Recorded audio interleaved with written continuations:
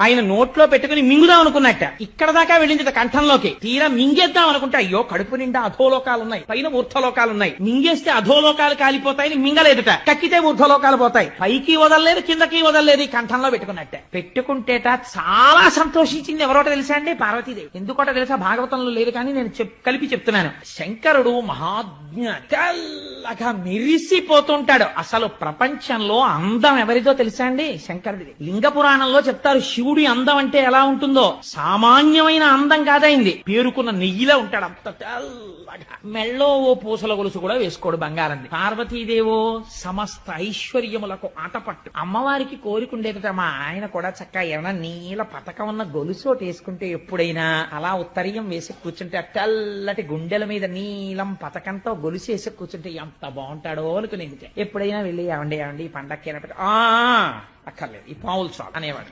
నాకు